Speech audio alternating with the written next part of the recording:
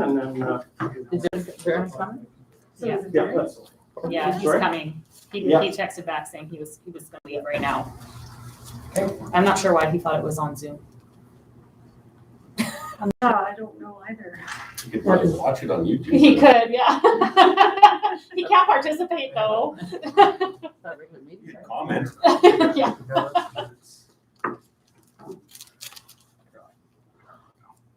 Okay, we are live. So we'll just wait for the two more trustees and then we'll get started.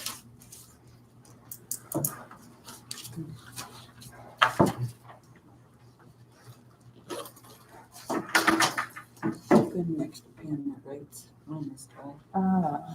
No, I should turn my phone off. Oh, maybe it's gonna work. I just changed places, so I don't. Usually I have like. I do that too. No, I don't. It's okay, it's working, I think. One pen with me.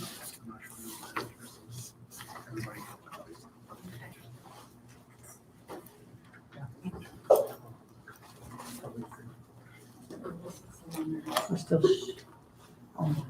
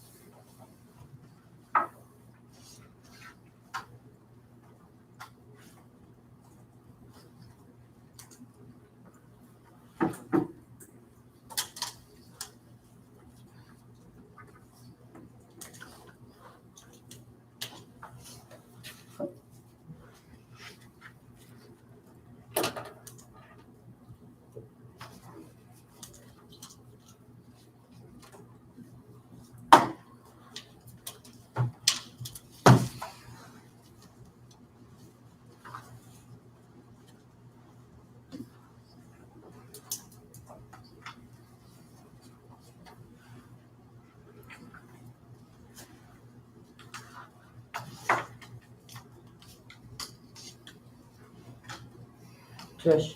Yeah. London's quite upset. He can't read yet. Oh, he's good, is he? They're reading at home and he helps. Yeah. I can't read grammar. Oh, It's just about being month. I said, well, you will learn. he's such a sweetheart. He's 5? Pardon? He's 5 now? 6. 6. Grade 1. Oh, yes. That's Right, right. it's the Davies class there. Oh, wow. She's wonderful. Mm-hmm. And Griffin's in junior kindergarten. Nice. It's hard to believe. I know, goes too fast. We'll have fun.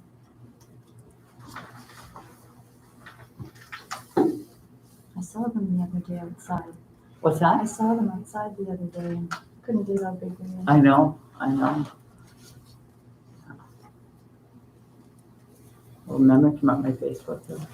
I was looking after London and just like crawling. Oh, man.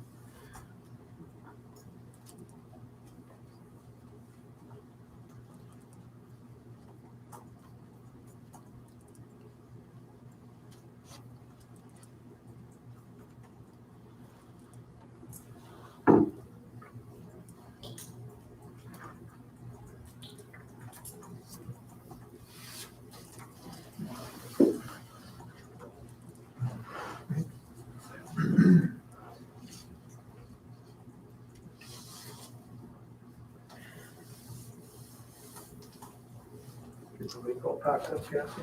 Pardon? Get the lake all Yeah. packed up? Yeah. You're gonna blow your lines in that? In that ice cabin?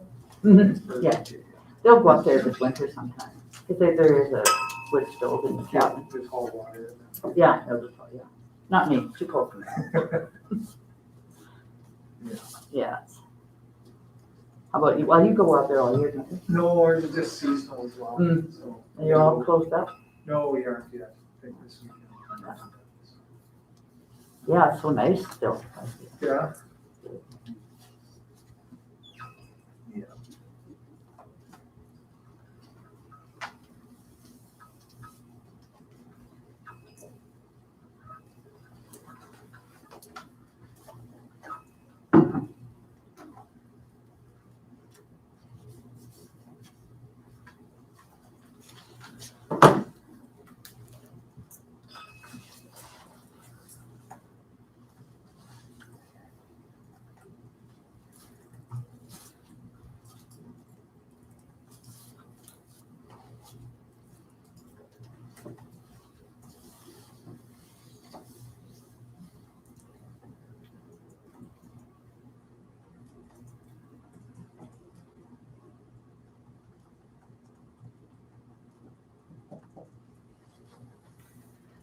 We should have some background music or something.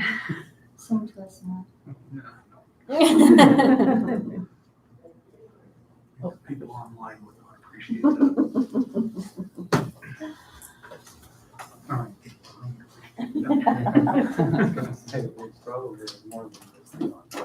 Hello. Hi, Very Sorry for being late. It's like, Sorry, Mr. Chair. No problem, we're still waiting for Melanie and then. And just so you know, Darren, we are streaming live right now. so you have to do. Try my best. To run. Yeah, in 4 minutes.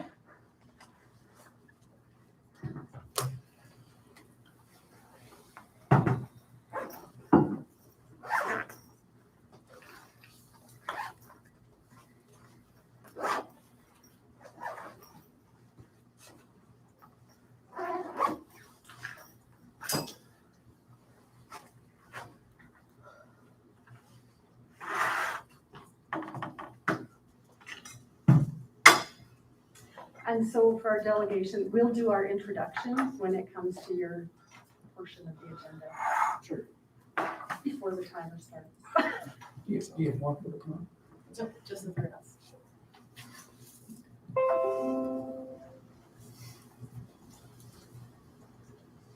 All ready to go saying, how come I don't have a link?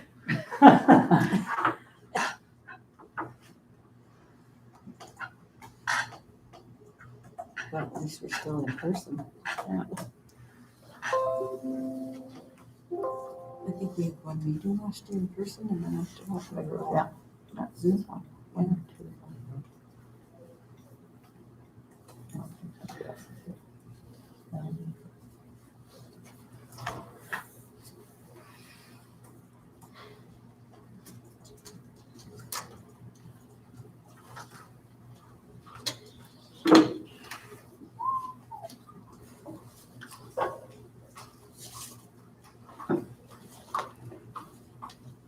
My apologies. You're on. This one. Sorry, I've been on medication for like 10 days, so. All right, I think we got everybody.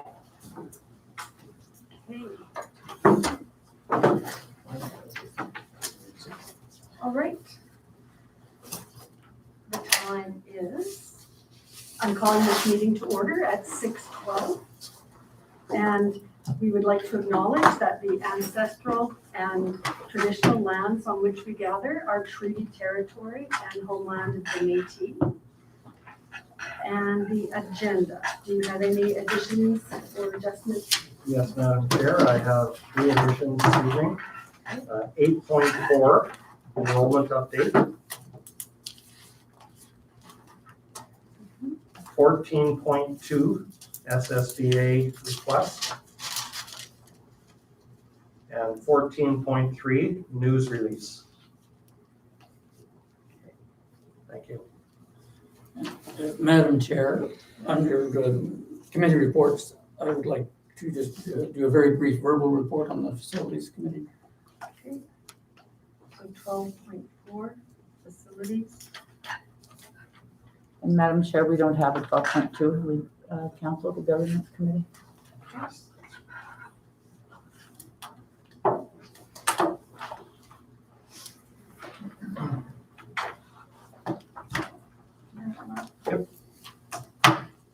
Okay, can I have someone make a motion to approve the agenda as presented? Kathy,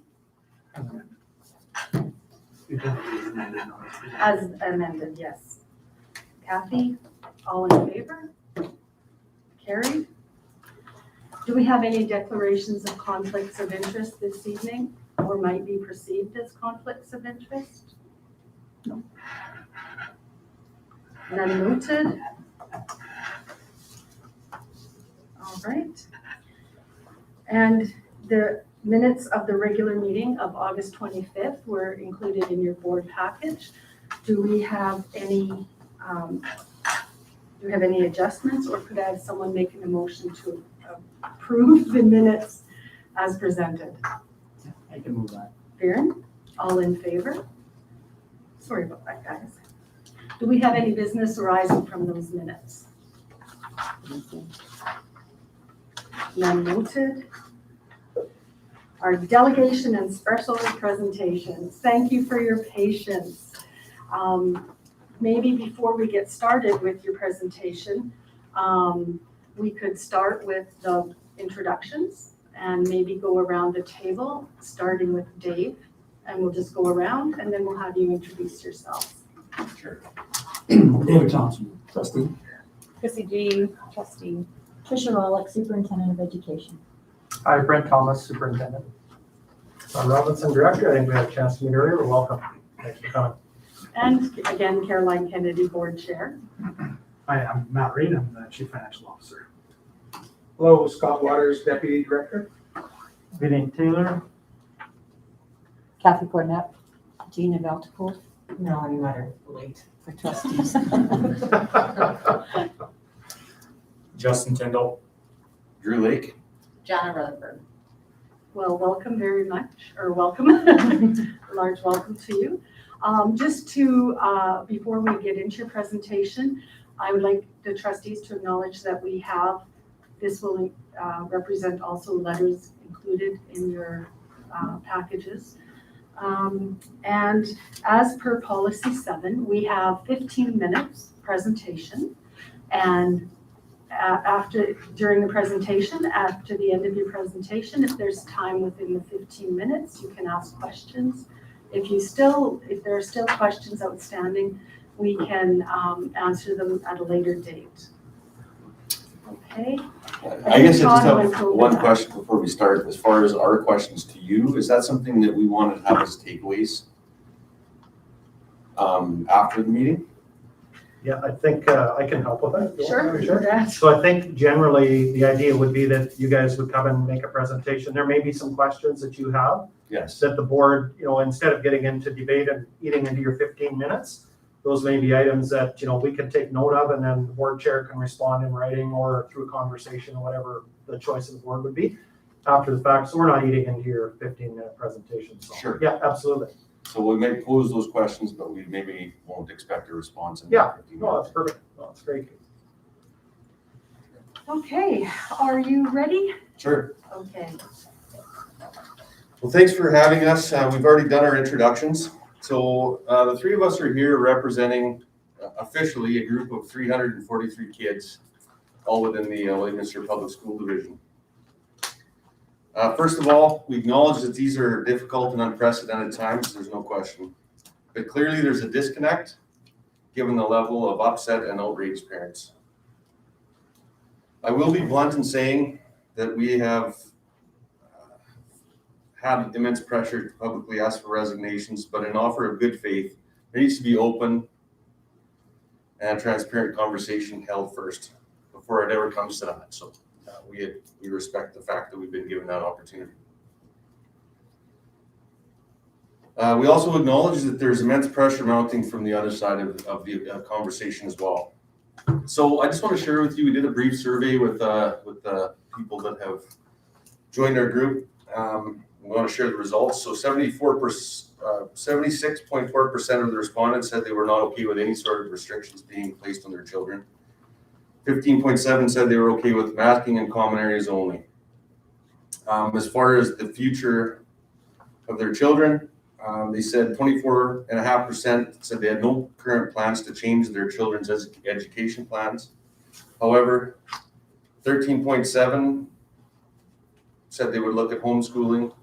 8% said they would look at private schooling, and 52.7% said that they would evaluate either one of the options.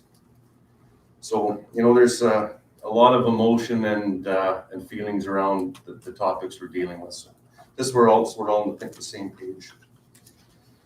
One thing we found concerning is it appears that decisions were being forced to be made by our LPSD administrators.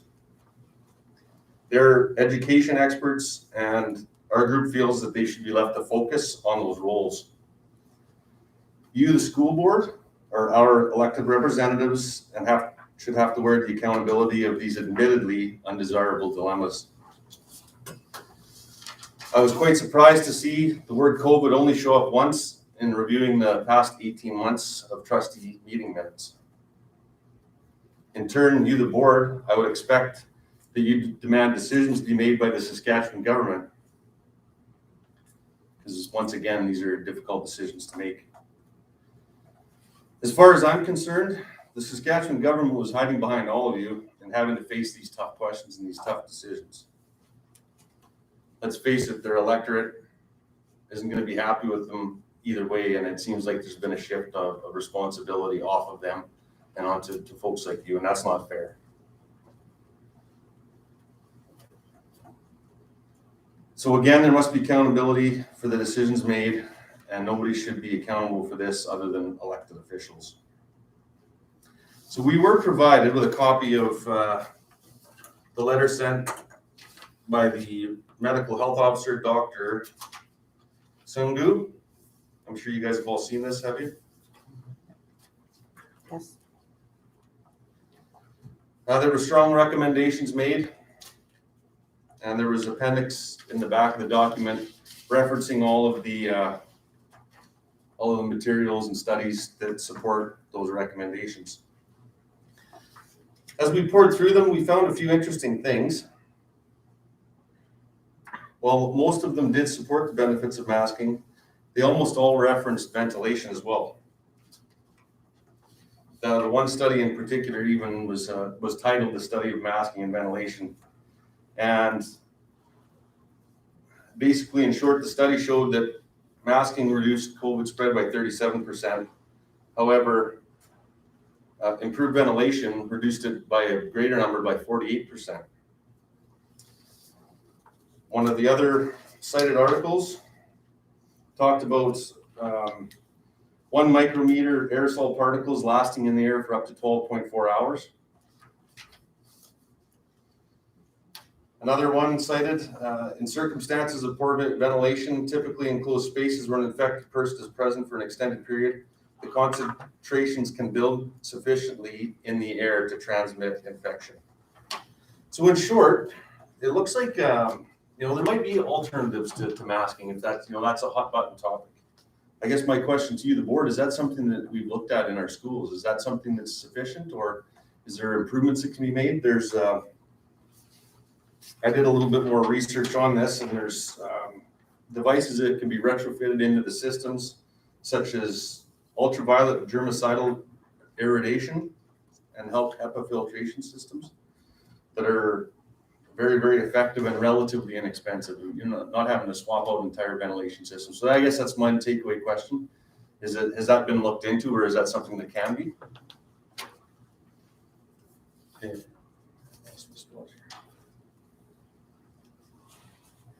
It's also been brought to our attention that close contact isolation policies seem to range from region to region across the province. I don't know if that's true or not, so I guess that would be another takeaway item. That's a concern from parents. Like, are we making our own rules up in this area, or is it consistent across the province? So that's another takeaway.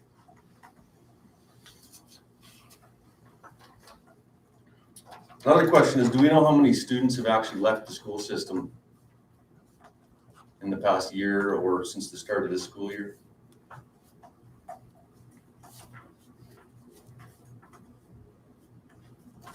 I'm sure most of you have checked out our little Facebook group where this kind of all started, but there's a lot of discussion. I think there was upward of 40 people messaged me and said that they were looking at pulling their children. So, we understand the great pressures that you guys are under, but there's obviously a disconnect. And I think we can be a productive means of conduiting, being a conduit to these concerns and sharing, the rebuttals back and forth. So I think, don't view this as an angry group. Like, I think we can work together to come out with what's best for our children, quite frankly.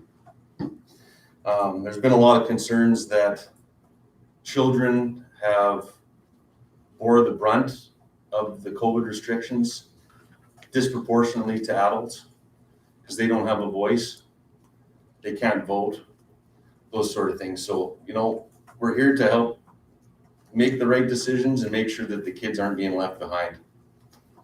Thank you. I'll turn it over to Jana.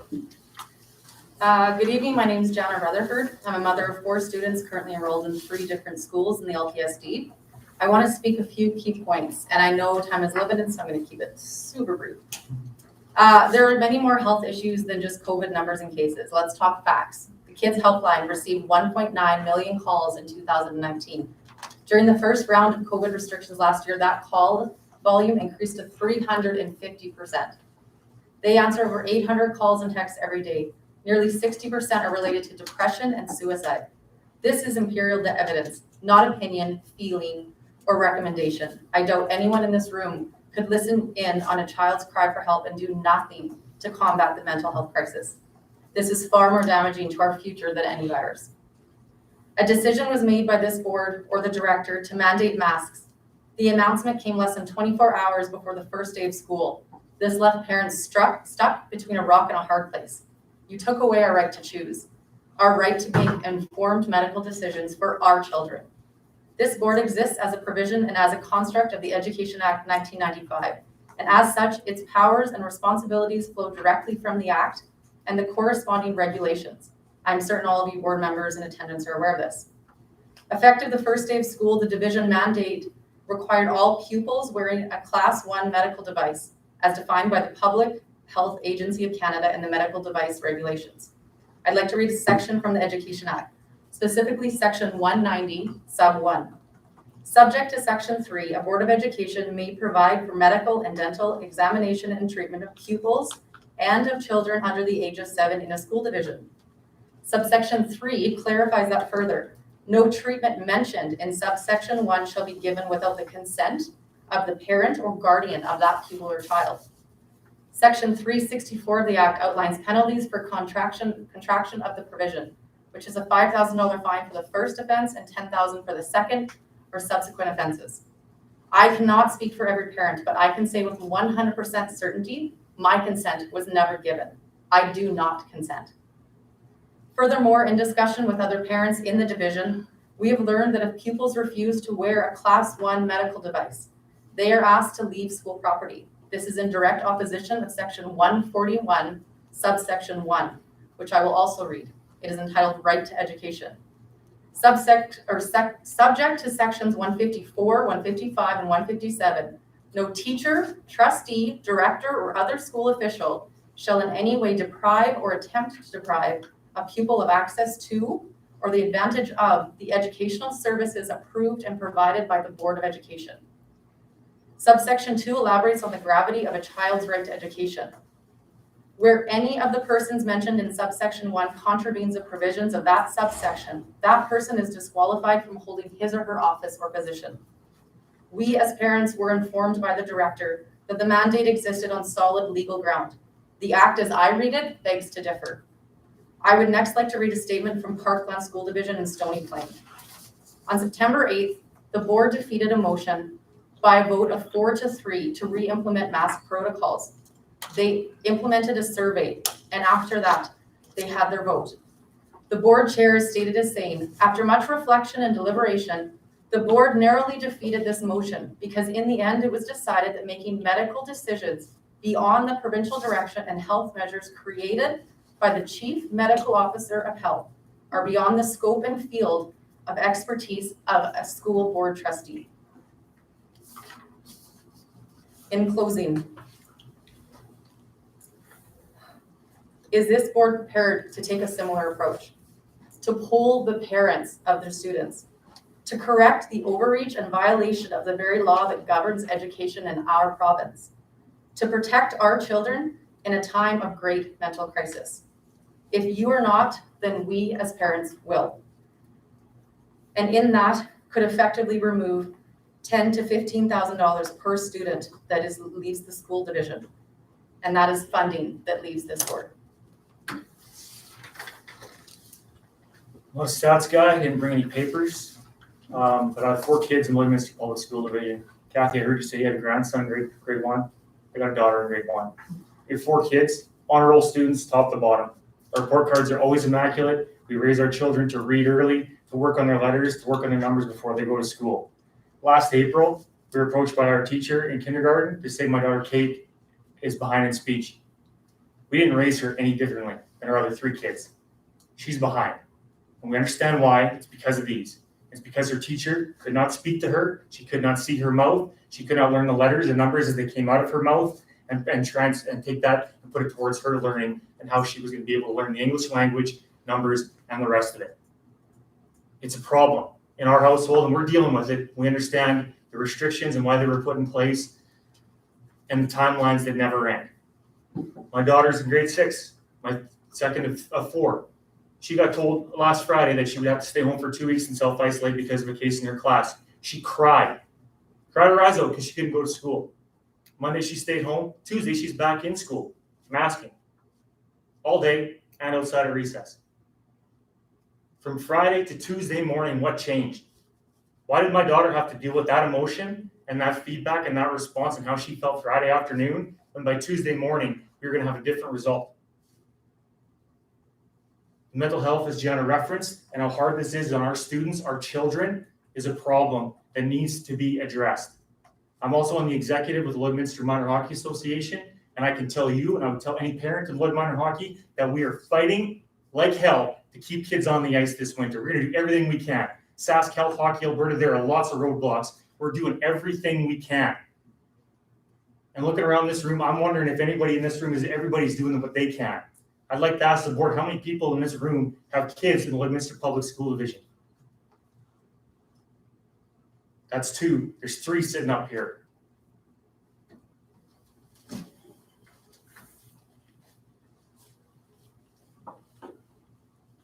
Thank you. have any further comments? Sorry, with masks, Face ID just does not work. Okay, we have 38 seconds left. Trustees, do you have any questions regarding clarification of anything that was mentioned?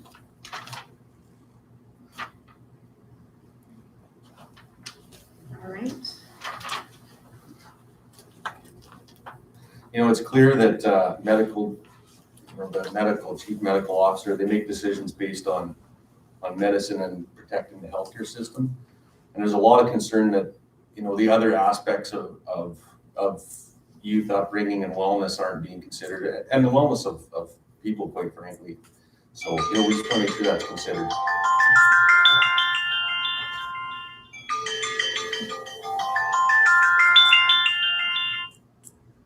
We'd also just like to thank you for your time. Yes, That you thank you. gave us an opportunity to stand up and speak on behalf of parents that are frustrated, upset, and angry.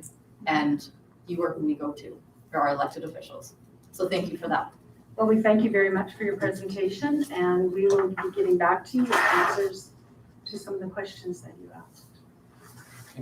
Thanks, everyone. Thank you. Thank you. Are you wanting to stay for the meeting? Yep. Yeah, we're allowed to. You're totally allowed to. Absolutely. Okay. Do we have someone? Okay, so we'll move on to item number 8, the director's report.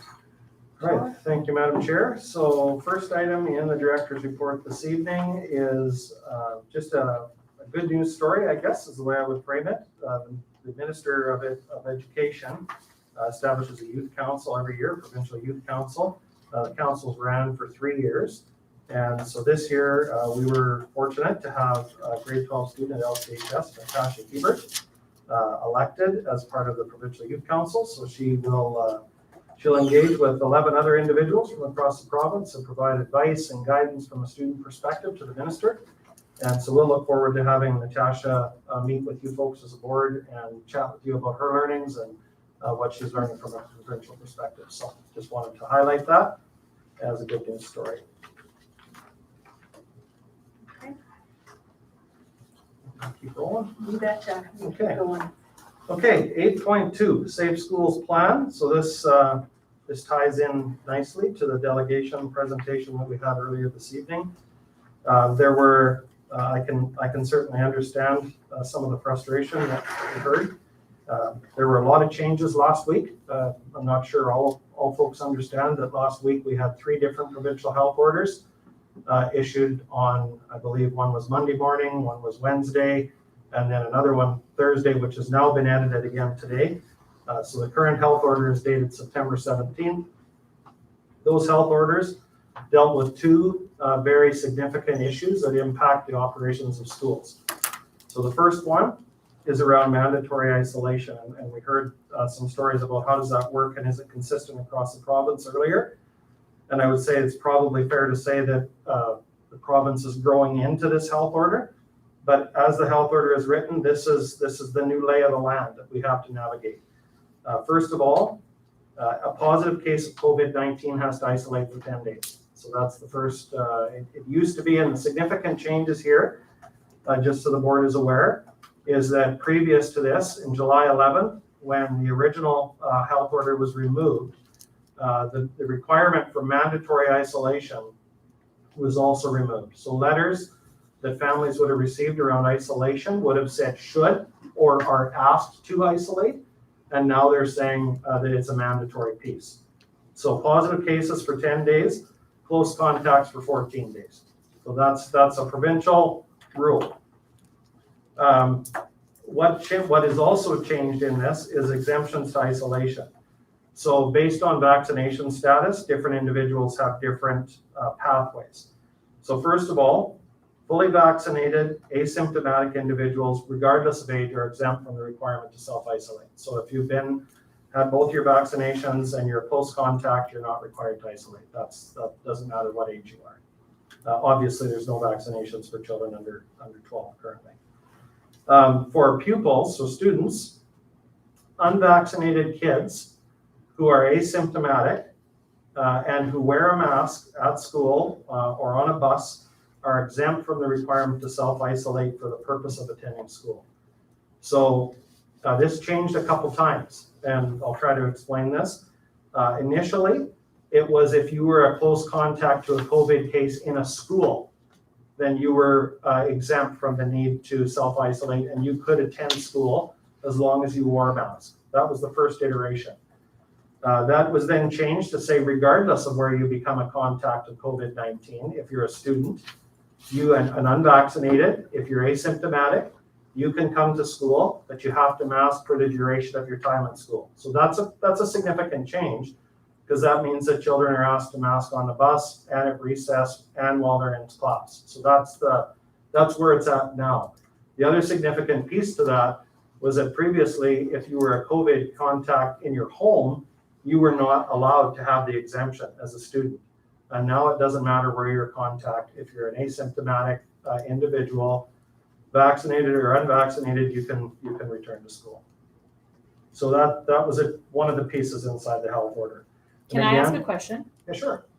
So masking outdoors, can I ask why? I think, Chrissy, the reason, I'm not as referenced earlier, not a doctor, but I think the reasons that I've been given is that it's about managing risk. And so people that are close contacts may provide more transmission. So from a health perspective, they're saying while at school, they have to wear a mask. So it's a health rule. That's not a Lloyd public rule. That's I understand a public that. health order rule. Can we get clarity on why that decision is that way? Well, I can certainly ask. That has been asked many times, and that's I just wonder if it's a close contact in a classroom, could they not play together with their class group outside? They're all exposed. I don't know. Yeah. I feel like it's their one time to have a break from it. Yeah, I'm not here to argue the point. I'm just telling you what. Yeah, the rules I are, know. I'm right? just asking if we can Yeah, we So sure can. We can. So is It's that- been Are they just talking about the one that's contact has to wear the mask outside? Not everybody. No, so when in Saskatchewan, if you are in a class with an individual who is positive to COVID-19, then the whole class is considered a contact in the school, so that they're all contacts. If you are, to your point, a contact to a COVID case outside the school, and so maybe your mom or your dad got COVID and you're a close contact, only you would wear your mask, not the whole class. Because it's not contacts to contacts, it's contacts to a case that makes a difference, right? So I don't know if that makes any sense. So if you're a contact to a case outside the school, you mask, no implications for your class. If somebody in your class gets COVID, then the whole class has to mask. The positive case stays home, the rest of the class masks. That's the rule in the health order the way it's written today. Okay? So that's isolation. That's where that's at, as of the current health order. With regards to masking, the current health order as of Friday morning required all students, staff, and visitors to a school to wear a mask while indoors. Students have the ability to provide mask breaks by their teachers, and so we have encouraged our staff to make sure that that's done regularly so that kids can have a reprieve from their mask when they're sitting and able to distance as much as possible. Masks are not required in phys ed class, so that's a nice change from last year, because last year at the end of the year, masks were required in phys ed class, so that's changed. I think that's a good change. And the other piece is that masks are not required to be worn by students while competing in indoor physical activity or extracurricular. So, volleyball players don't have to wear a mask while they're on the court. They have to wear a mask into the gym, or if they're on the bench, but while they're playing in competition, they're not required to wear their mask. So, yes, sure. I just to clarify, I'm a little confused about outside. So do the students have to wear a mask outside during recess? If they're just. Good question. Yeah. So this is, again, try to be as clear as I can. Two groups of kids. If you're a student that's not a close contact to a case of COVID in your class, you do not have to wear a mask outside. If you are a student who has been in contact to a case of COVID in your class, all members of the class will have to mask indoors and outdoors and on the bus. That's where it works. Okay, no, that's good, that, Yeah. that's right. And the exemption in the health order applies only to school-related activities excluding extracurricular. So it applies to ability for a student to ride a bus to school, attend school, recess lunch hour, and then go home at the end of the day on the bus. If they are a close contact or unvaccinated, they are not allowed to play extracurricular. That's part of the health order. Okay. Here. I'm looking at the core symptoms on Alberta. So when student has a running nose or fever, they're out, right? For 10 days, or they go for the COVID test. How would that work? So students, we're not, if we have a student that is, and we've asked parents for their cooperation, that if kids are symptomatic or not feeling well, to keep their kids at home. Right. We're trying to do the same thing with staff. So if a student becomes ill or, expressing symptoms while at school, parents will be asked to pick their child up, take them for testing, find out if they're positive or negative, or if the symptoms deplete and they're 48 hours clear of the symptoms, and the advice is to bring them back to school. So the test has to be done if any of the symptom is related to COVID technically. Yeah, I mean, the parents will be asked to test. Some parents do and some parents don't. And so the other broad guideline is to say you need to be 48 hours symptom free. And again, that's not our guidance, that's coming. No, I'm just Yeah. checking what the process You bet. is, right? Yep, you bet. So the current LPSD Safe Schools plan that's in your package, board package tonight, reflects the 3 changes in the health order last week. The health order remains in play until October the 20th or until it is removed by the Chief Medical Health Officer. So at this point, since last Friday, the autonomy to make those decisions around those items does not reside at this table. That resides with the Ministry of Health. And so we are constantly in conversations with health about finer line interpretations. And again, I can understand why parents might be frustrated because we're getting these every second day and trying to figure out what they mean and implement them. So it is leading to frustration and misunderstanding, undoubtedly. But that has settled as of Friday. That's where we're at, and we'll move on from here. Yeah, we fall, all Lloydminster falls under Saskatchewan Health. No, well, that's the reason I asked. I know what the role. Oh, what Alberta, Alberta okay, rules are. yeah, all right. So in your package also is a copy of the current public health order, so that you're aware of that if you're at all interested, which I'm sure you are. Okay, are there any other questions? And Chrissy, I've noted your question about clarification on the masking outside. I've given you the answer I have, but I can certainly reach out again and find something, and I'll communicate with trustees around the answer for that clarification item.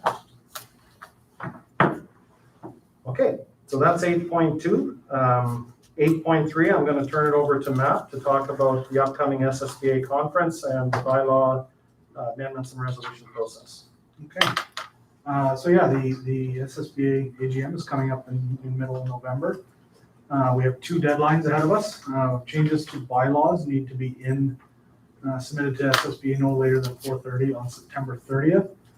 And bylaw amendments, and that's for bylaw amendments, and resolutions need to be submitted no later than 4:30 on the 15th of October. So this would be our last meeting before those deadlines.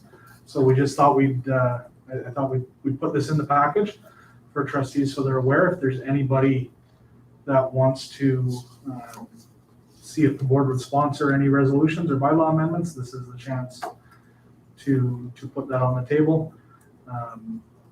Or it'll go to the next year.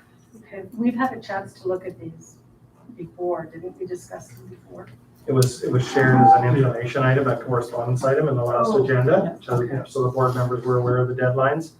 We've had nothing brought forward from a trustee or from the board around our resolution, so but we just thought we would throw this in there just as a reminder of the impending dates around it. Sure.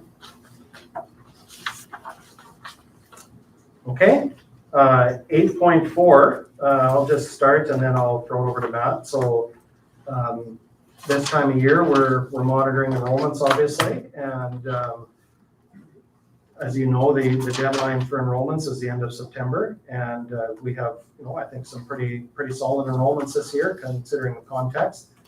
We're sitting at about 4,274 students currently, which is up significantly from our September 30th number last year. But I'll let Matt speak to probably a few of the details and understanding, for trustee, understanding this can change a lot by September 30th. There's often lots of movement at the high school with regards to students moving in and out and those sorts of things, and that's our largest school. So there could be, the number at the end of the month could look significantly different than today, but as of 4:30 today, that's our number. So, Mr. Reed. So yeah, that's what I said. At the end of the day today, we were sitting at 4,274. Our projections for budget purposes was 4,318. So we're 44 student difference from our projections. A significant portion of those are in our pre-K junior K program. K to 12, we're off by about 10 or 11 students right now from our projections. When we compare to September 30th last year, we're up by 85 students overall. Majority of those, again, being outside the pre-K junior K programs. 27, we're up 27 there, and 50 across the rest of the K to 12. So, yeah, we're looking right now. The numbers are good where we expect them to be, but always lots of moving parts as we go through the rest of the month. So any questions anybody has about enrollments? I have a question about the pre-K. Yep. Would that not be full because we have sponsored pre-K? The pre-kindergarten will be full. I think the majority of that would be in the junior kindergarten program. I don't have the exact split between the two right now, but my assumption is pre-kindergarten will be full because it's by program. And we did have a significant waiting list for pre-K of about approximately 20 students. And so they wait to hear, and then they have the option of joining junior K. Okay. Oh, I didn't realize that they had that up. All right, there's no further questions. That's the director's report for this evening, Madam Chair. Okay. Could I have somebody make a motion to accept the director's report today? All in favor? Carried. Do we have any unfinished business to discuss?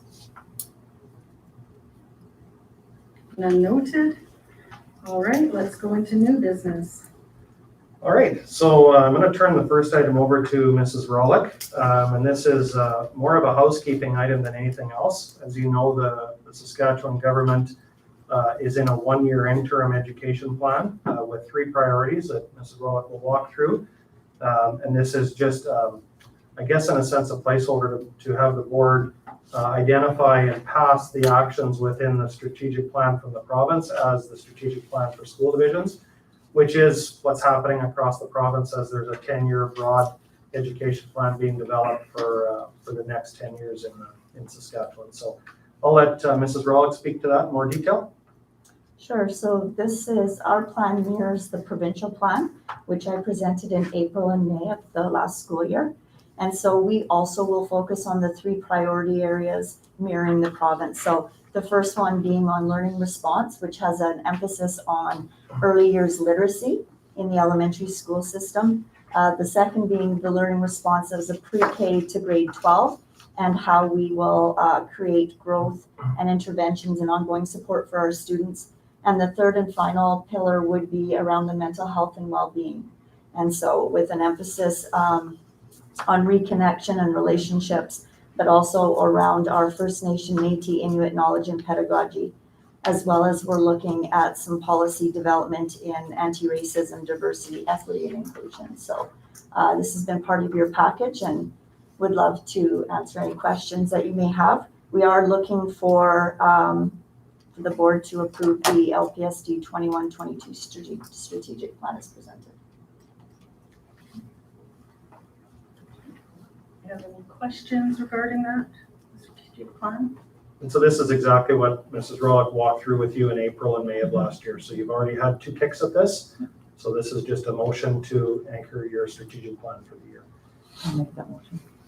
Okay, Kathy makes motion to accept the strategic plan as presented. All in favor? Carried. Okay, the next item, board documents approval. Okay, so at the August board meeting, each year in September of the year, you pass a board annual work plan, a board advocacy plan, and a board development plan. And those three plans were given to you in August, and we were provided with a month to provide some suggestions or edits. Excuse me, I'll take my glasses off, I can't see. And there were no suggestions for edits, understanding first and foremost that in the times we're in, mode of meeting and time of meeting may change, but certainly the anchor of that action within the month stands. And so we'll be looking for three motions tonight.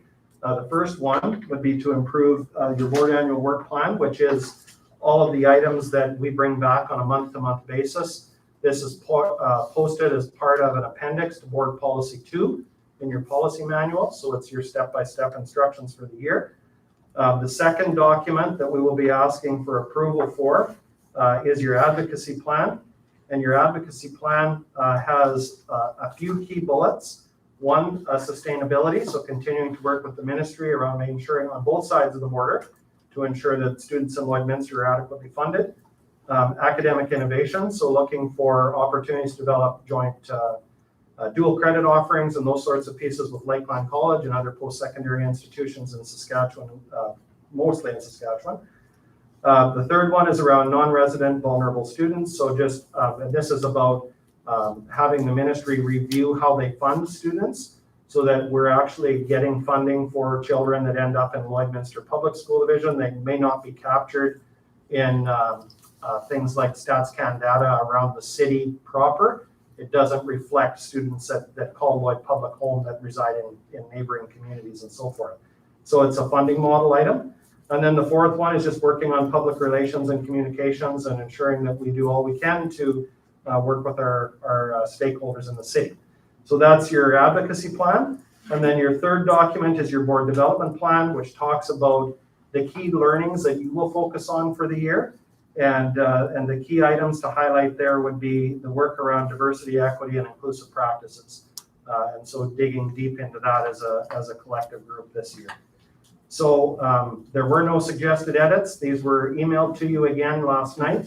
And so we'll be looking for three motions this evening.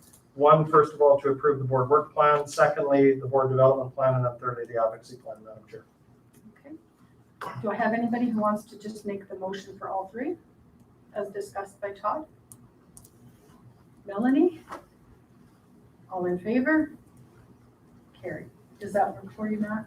If everybody's in support of that, I'll record that. It's 3 seconds.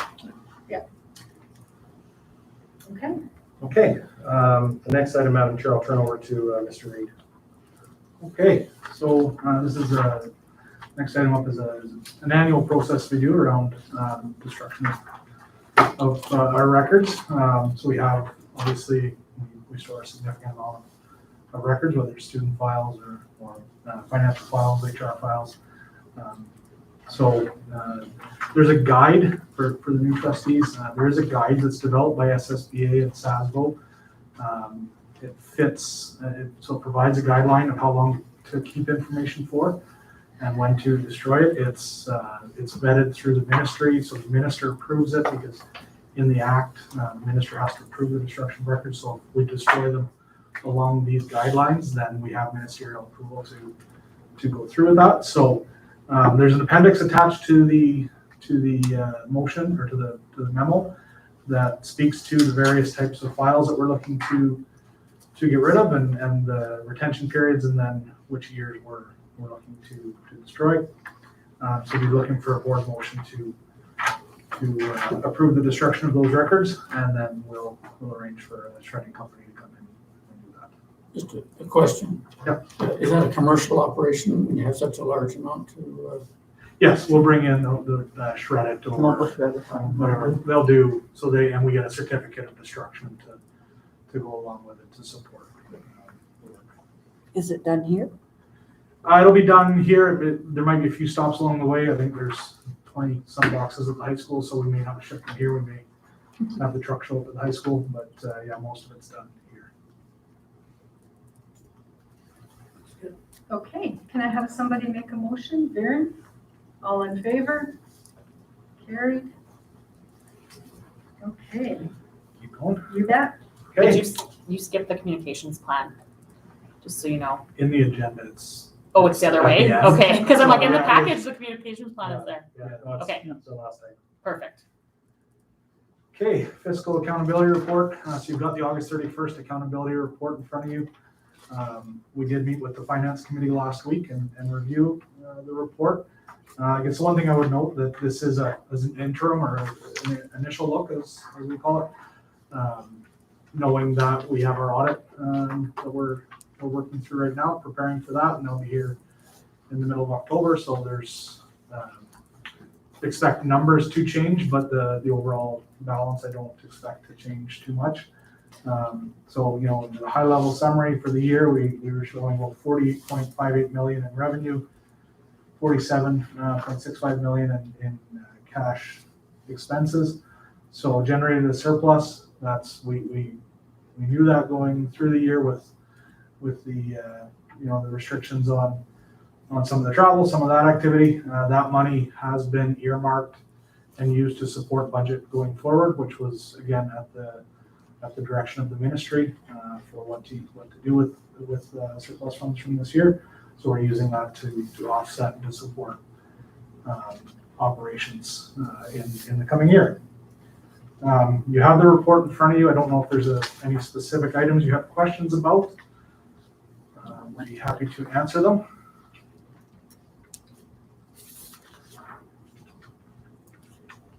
If not, I'll be looking for a motion to accept the report.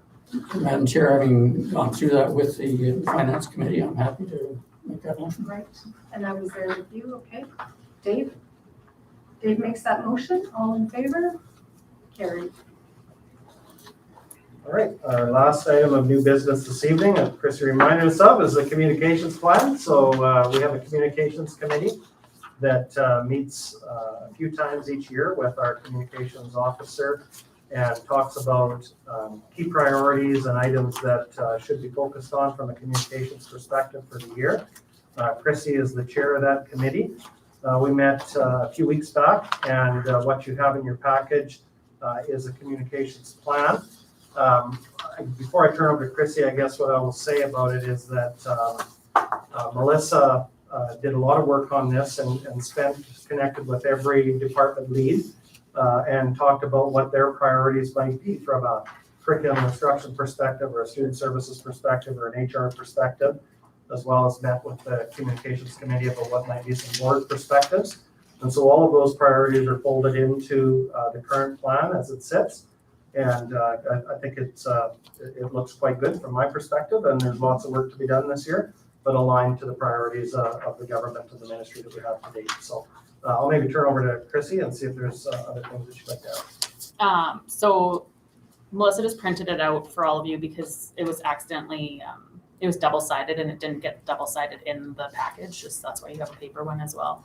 But yeah, I think it's a very thorough document from the discussions that we had at our meeting, put together really well, really working on promoting wellness and inclusion and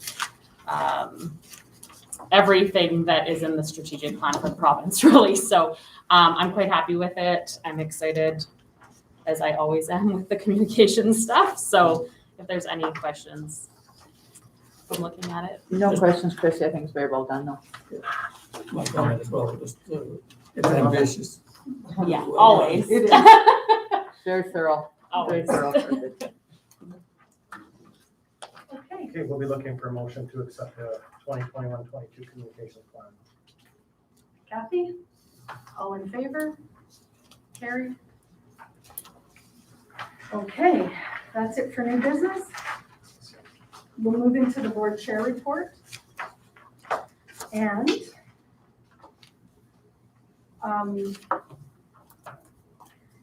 I called Sean Davidson, the chair of the SSBA, on September 9th, and we talked about the ramifications of you shall versus you must regarding masking. And basically, that's such old news now because we had 3 different changes. So, but that's something that was open. We had a board chair meeting last Wednesday, and it was very long and detailed. We went through a lot of stuff. Of course, we talked about COVID issue for most of it, and we talked about the health distractions, how, you know, we're educators, not health authorities. And we talked about the contract tracing because health has really offloaded it onto education. And to be fair, health doesn't have the capacity either. So we talked a lot about that. We talked about the committee on the class size and composition. They've pretty much finished up the class size portion, but the composition means to be fleshed out a bit. And of course, that one's really not black and white. So they've contracted with the U of S to deal with the process of determining composition. And basically all of the divisions will be engaged in this process of gathering data once they get organized. And they expect it to be over the next 4 months. So one proposal is that each division have 2 contacts, one of senior management and one of a trustee. And there was no discussion on time commitment. It's just too early for that. And then we dealt with the work on the upcoming Education Council plan for the school year. And the 4 pillars are skills and knowledge, mental health and well-being, connections and relationships, and inclusive, safe, and welcoming learning environments. So Jill Wilkie, the communications, she's communications director, circulated that information last week. And there's a piece around assessment and should include inclusive cultures as well. And there's lots of, although we received that draft, there's lots of changes to the wording in the next draft. And then at 2 o'clock, Minister Duncan, the Minister of Education, Minister Duncan, joined us. And I would say that it was not a comfortable meeting for him because everybody was just so frustrated. And so we talked about the close contacts and the 4-hour waiting for testing being too long. Apparently there's a pilot for self-testing kits, and we had that was given to us, but there was no information on when it'll be expanded in any way, and no changes since the pilot has been done. So apparently health received another $500,000, but we'll have to check and see where they're at with that. Anyways, it is not rolled out from the pilot project yet. And we talked about dealing with protesters at schools. Unfortunately, that's been a reality. And we talked about kids getting, bullied because of one direction or the other. One school division had a violent personal attack against one of the students by another student. So it comes to the point where we're just not educating anymore, right? We're dealing with all of this stuff.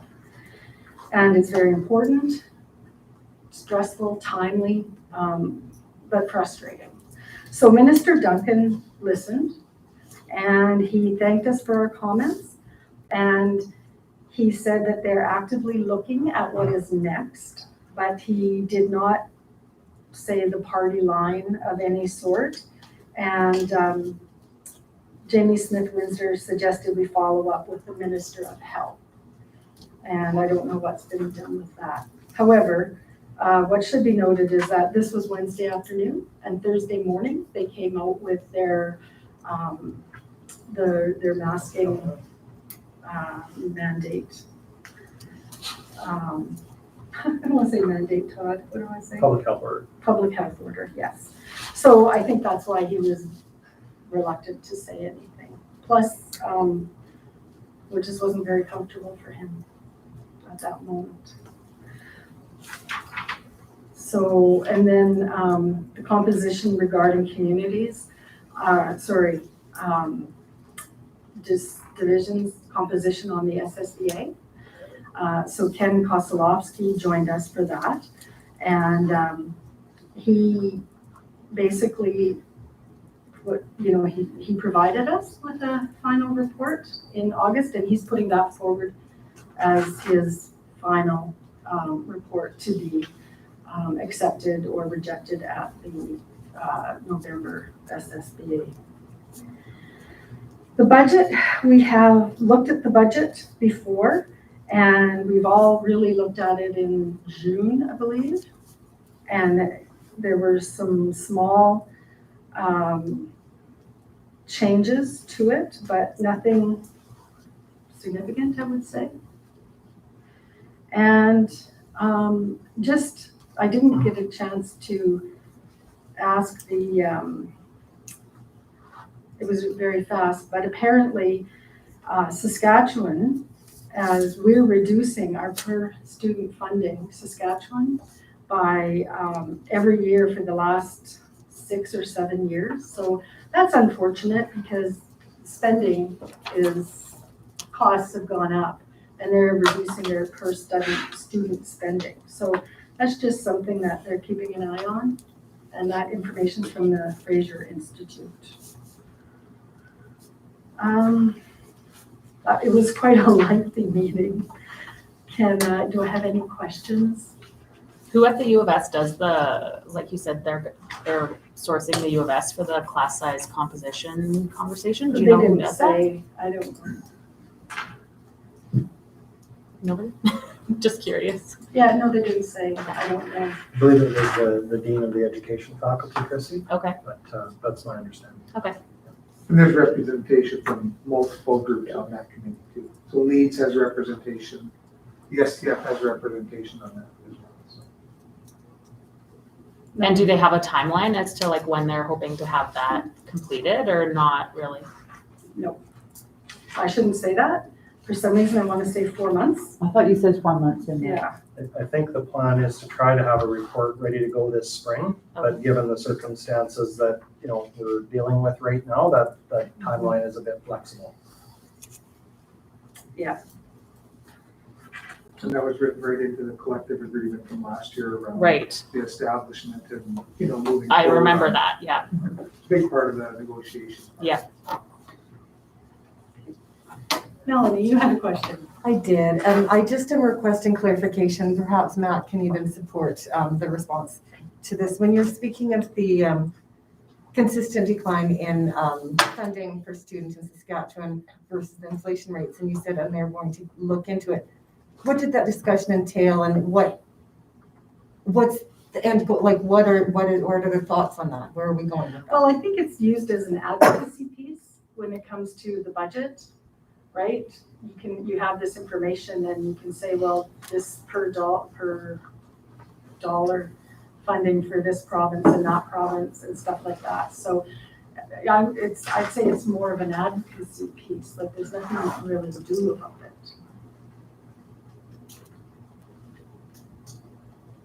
Okay, so I guess I know with the SSBA and perhaps being new trustee, I maybe don't understand this as clearly. I understand it's an advocacy piece as far as what the SSBA can do, but then where does it go from there? Because as we're looking at the finances even within our city and the way we're getting funded, it's highly impactful. And so just the answer of they're looking into it, what does that mean when we say it's for advocacy? But what does that mean? The only thing I had was advocacy. I don't like it. They didn't really go into great detail as what they're looking at as an endpoint. They come with the budget, how we talk to them about the budget and the SSBA talks as a group, right? So it's just for them to advocate on our behalf before the big budget comes out. Oh, and that's I'm not the sure role the that they answer to play. your Okay, question. I get it. The lobbying. All right. Yeah. All right, I understand now their role better. I just wasn't sure how much impact or authority, so it's Well- merely a joint lobbying. Impact can be questionable. Depends if they want to listen or not. It's Just your check. association, right? They're Yes. representing all school boards, Yes. so they're gonna use comparative data to try to work with the ministry on understanding that how they're funding schools is inappropriate. So it's an advocacy effort. Right now, budget's being created for spring of 2022. So they're getting in line with comparative data that would paint a picture to say that education funding is not appropriate. Right. So that's the role of your association. Same as every year, right? Yeah. Yeah, okay, got it. Thank you for your clarification. The data is powerful, so it's good to have. Of course. Okay, so that's it for my board chair report. Any more questions? Can we have someone make a motion to receive it? Chrissy? All in favor? Carried. Okay, committee reports, Finance Committee. Is that you, Dave? I think we've dealt with it in terms of the quarterly accountability report, so I don't have anything further. And I apologize for missing. No problem. Wait. No problem. Okay, so I guess we should just cross off the Finance Committee? Is that what we should do? I think we that's the report. Yeah. Okay. And the Communications Committee. Yeah, most of it was covered in what I already spoke to. So yeah, at our meeting, we went over last year's communication plan, discussed where we kind of landed on everything, and then helped develop the plan for this year. Like I said, building on a lot of the awesome things that we've been doing in the past. We talked a lot about, leveraging social media and that sort of thing. Obviously, that is an amazing tool, and it's inexpensive. So that's also a bonus. But yeah, we talked about basically last year's communication plan and developing this one. Any questions for Chrissy? Can I have somebody make a motion to? We have to do facilities. Dave's doing facilities. Just want to remind you of the good news story that continues to develop around the comp project. In last meeting, I reported the drawings were 66% complete. They were pushing to have them complete, the design drawings complete by the end of this month, and then they will be submitted to the ministry and to SAS Builds.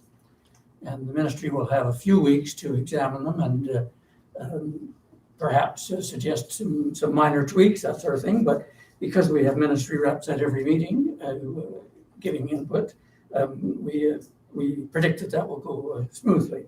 So it's kind of exciting that we expect to be tendering in about 5 weeks from now. 5 weeks? Yeah. Oh, wow. Yeah, we just entered into November.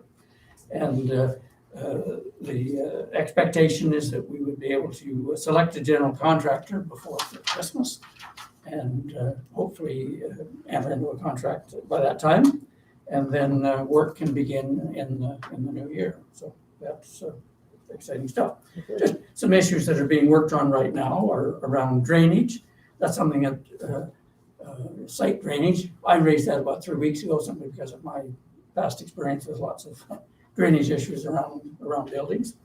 And the ministry rep, Jeremy Fleck, also raised that in the last meeting. And I see I got an email today, and he's making some suggestions about what needs to be looked at. The site now drains to the east side, and it might get rerouted around the west side and over to the street on the north side. One of the concerns around that is to perhaps deepen the storm sewer. With freeze thaw cycles, you can have issues. Because currently, I think, Matt, it's about 3 feet. Yeah, it's 1 meter deep. Yeah, so if we can deepen that, that would be good. And of course, there's a bit of concern about the courtyard, because that's a confined space. And so the ministry is raising the need to examine the capacity to drain that, to make sure that when you have those heavy rains, that it's not an issue. Risk is reviewed in each meeting, And our project manager mentioned that the Delta variant of the virus is raising havoc in a number of construction sites now, but we're hoping to be past that by the time we get into that level of construction. One of the first things that will be done out there will be to drill the pilings, and that can be done in the wintertime outdoors. And so COVID doesn't particularly create a risk to that. And so by the time we get into enclosed spaces and stuff, we really hope that we're past this. But it's good to review those risks at every meeting. And again, we are pleased to say that it's still on schedule and looking good. Good. It is It is exciting. pretty exciting. It is. It's such a big project, so to be on schedule is excellent. And on budget. And on budget. Holy. Not This is from our what we're- finance person, Yeah. so that's excellent. Okay. I'm good? Yeah. Can I have somebody make a motion to accept the committee reports as presented? Melanie, all in favor?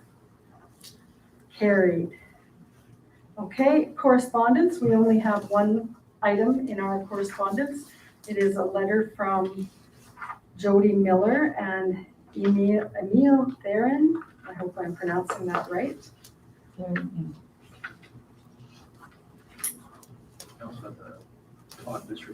I also distributed the respiratory specialist piece earlier in the week via email. Oh, Just like yeah. cover.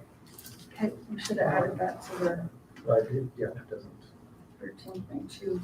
Okay, and we have the other one is the respiratory specialist, and I think is on your table, right? It was emailed to- It was emailed on It the was emailed. 7th. Both of those were emailed to us. We Or read them. 20th, sorry. They came after the fact. Oh, I have it, because, okay. Do we need questions on I that? don't, No, we'll just to accept correspondence. We have you someone emailed to the letter to? Yeah, so just to clarify, the letter is part of your package. Okay, Because we received the letter prior to the package Okay. being sent. Drew sent me the document from the respiratory specialist, and so I told Drew that I would forward that to you. And so I emailed that to you that afternoon. So those are the two items of correspondence related in pretty strongly to the delegation that was here this evening, so. Okay, can I have someone to make a motion to accept the correspondence as presented tonight? Kathy, all in favor? Carried. Okay, now we move into closed session. So we will excuse, Thank you. oh, we need Thanks so much, someone to you make guys. a motion. Pardon? Make a motion to move into closed session. Gina, all in favor? Sorry about that. Can I ask a quick question? For sure. Does the letter get to be read out loud for all of the people that are watching, or is it